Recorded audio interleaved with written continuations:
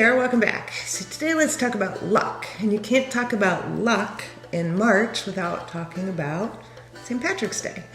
And this is the day that everyone seems to embrace their real or imagined Irishness and silliness and sometimes drunkenness and even all kinds of iconic landmarks turn green for the fun. So I have to ask you, do you feel lucky? Well, do you? I know what you're thinking. I know what you're thinking. Did he fire 6 shots or only 5? Well, to tell you the truth, in all this excitement, I've kind of lost track myself. But being this is a 44 Magnum, the most powerful handgun in the world, and would blow your head clean off, you've got to ask yourself one question. Do I feel lucky? Well, do you, punk? Come on, admit it. You were thinking of that clip right before it played, right? All right, back to St. Patrick's Day and luck. People attribute luck to many different sources. Perhaps it's a 4-leaf clover for you.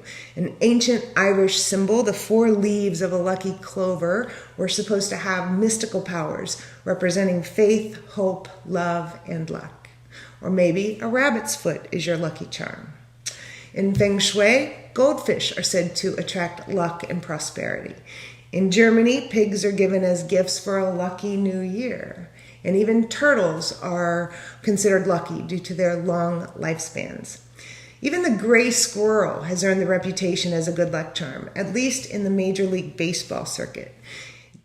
He first showed up on the scene in 2004 in a game between the Indians and the Yankees. And Cleveland had been riding a 9-game losing streak, but when the gray squirrel showed up, the Indians attributed his appearance to bringing their epic losing streak to an end.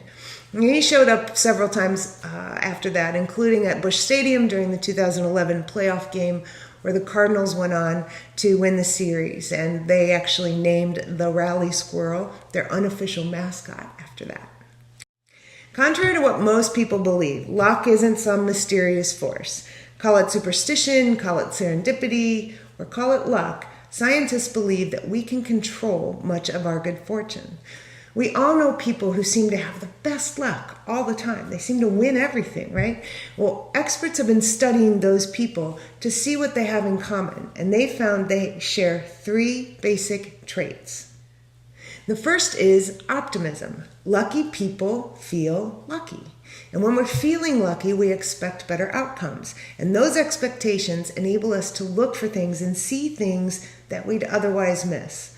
Also, optimism is a powerful factor in success because optimists are much more willing to try again after losing or failing at something. The second is unpredictableness. Lucky people tend to break out of their routine more often, and they're much more willing to meet people outside of their primary social circles. They're outgoing and they're talkative, and that attracts other people to them, but it also makes them more memorable to those other people.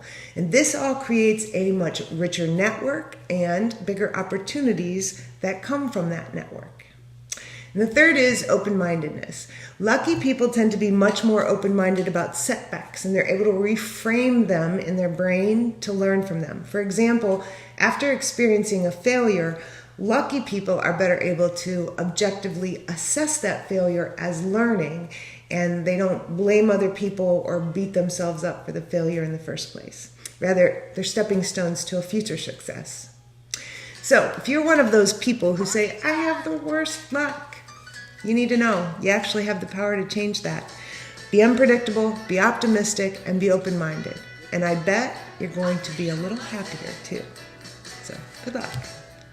Want to learn more about how the brain works and how you can make it work better for you? Check out my book, Happy Hour with Einstein. And remember, life is always better when you share the good stuff.